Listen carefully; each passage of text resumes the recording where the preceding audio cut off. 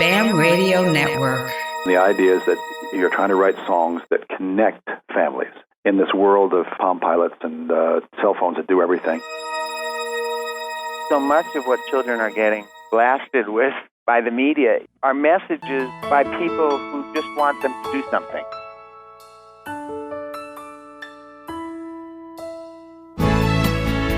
Welcome to Music and Learning. I am Marianne Harmon. Welcome, Tom and Red. I'm pleased to have both of you here together, and thank you, Natalie, for joining us. You two have produced many songs from your hearts that carry important messages for children. Tom, would you go first and tell our audience why you think what you sing about is so important to children and families? When I first started this, I was a parent. My daughter Abigail was 8, Billy was 6, and I realized how much music meant to them, but there was not a lot of music that I thought fit their age. There was lots of toddler music and lots of radio music, which is kind of rebellion and love songs. And a lot of it they kept kind of push onto kids. And I thought it would be fun to try to write a record that was kid-friendly and adult-safe. So the first record I wrote with my 3 other friends, John Forster, Michael Mark, and John Cobert, who I'm still writing with, called Family Tree. And I never expected it to be a career.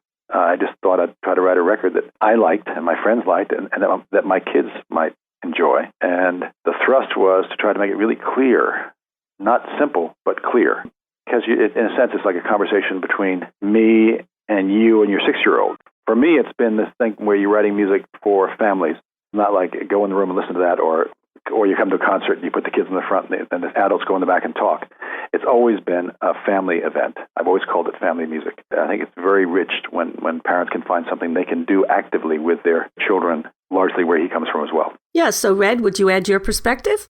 So much of what children are getting blasted with by the media are messages by people who just want them to do something.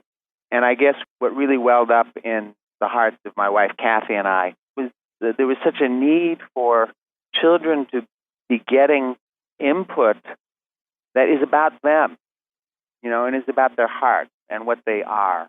I guess it's all about what's the vision of what a child is.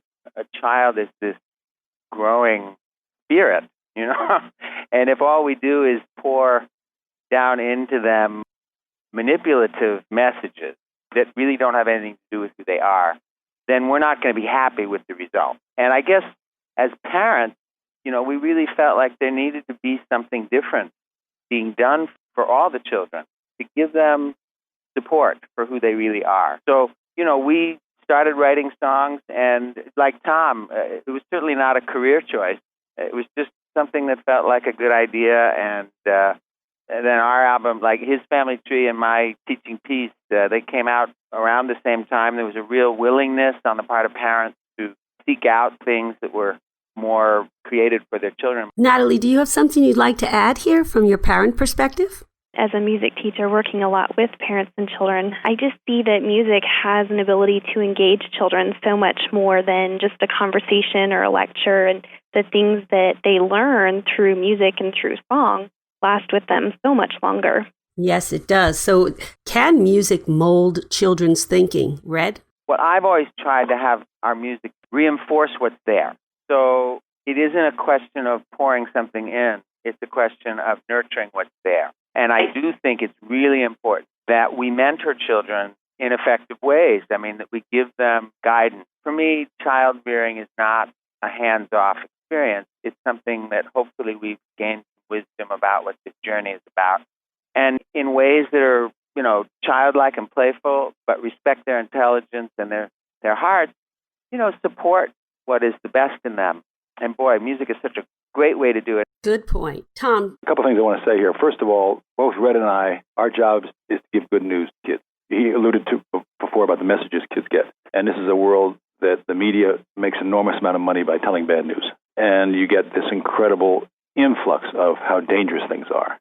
When in some ways the world is safer now than it's ever been. And the kids' lives are safer, but yet we get this bad news, it's how terrible things are, how dangerous it is. And they make a lot of money telling those news, And so our job, and it's a happy job, is grammar school kids are trying to figure out what the world is. And so, in a sense, I think what Red alluded to, and it's certainly true within his music and his performance, and the same thing I try to do, is we're telling good news, the possibilities. It's a wonderful place to live. There's lots of things you can do. And and the fun of it and the joy of it and the silliness of it and the possibility. That's one thing. The other thing is interesting. I've just noticed this in the last couple of years. One of the things that's happened in my concerts is autistic kids come to my concerts, and their parents come up and talk to me about how powerful this music is for autistic kids.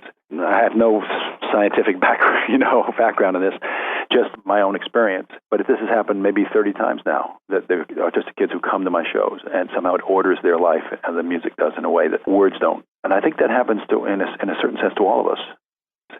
Now, do you think about that when you're writing a song, that hopefully you may influence a child, influence a family? I think you're always looking for an idea. You don't think about all this stuff. You think about, I wonder what a song about a family maybe getting a dog. And you write, puppy at the pound, and you think about what that song might be. And for me, it's always been grown men playing. My job is not work. Red and I don't work. We play. And the writing is, in my case, and I think with Red as well, where you collaborate, you're sitting with another person and you play. And if you play well and then you use the craft later on, you come up with a good song. But you're not thinking about all the stuff we're talking about now. You kind of bring it because of the early impetus, which is I'm going to write great songs for kids. That's all sort of, intuitive. With kids' songs, you want it to be fun and funny and delightful, but you want it to be true. And if it feels true, then I trust that it's going to mean something to other people. Wonderful. Well, in wrapping up, I'd like each of you to leave our audience with a closing statement about what you wish you've given through your music. Tom? When a song moves through generations and keeps touching people, I think that's a magic thing. In terms of my own sense, I feel blessed in finding, as Brett said, my voice. As to what the voice means to other people, I'm always thrilled and excited when they know This Pretty Planet, or they know Family Tree, or how a song means something to somebody. I guess how I'd like to be remembered is by some of the songs that came out of the world of Tom Chapin, because it wasn't just me, it was all the people around me. And if those songs are sung, that's a blessing. And before Red goes, Natalie, are there any favorites, songs that have helped you along the way, influenced your life? As you're listening to them, you might reflect back and go, yeah, music did that for me. Yeah, definitely. I remember, we were talking a little bit before we started about the old cassette tapes, and that's what I grew up on, was cassette tapes. And probably the ones that stick with me the most in my mind are the ones that I learned in Sunday school growing up, that dealt with issues of faith and really encouraged me and inspired me to reach my potential in life. And that's what inspires me now as a teacher and, dabbling in songwriting a little bit, working with children. Red, that leaves you with the last word. I guess the thing that makes me happiest, and I hope that as I continue doing this, it continues to happen, is when music that I've been lucky enough to have come through me gives somebody an added reason to keep trying, to keep showing up.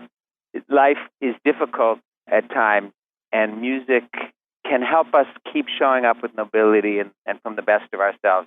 So if a child comes up and loves one of my songs, if a parent comes up and says, when my daughter was 13, I listened to See Me Beautiful every night to remember how beautiful she really is. It's making me crazy. That's great. A joyful remembering of who we really are and why we're here. If it does that, happiness. Thank you both for being here. I wish you both many more years of songs. You've been listening to Music and Learning with Marianne Harmon. Thanks for listening. This program is produced by Jack Street Media as part of the Affiliate Nanocasting Network. Thanks for listening.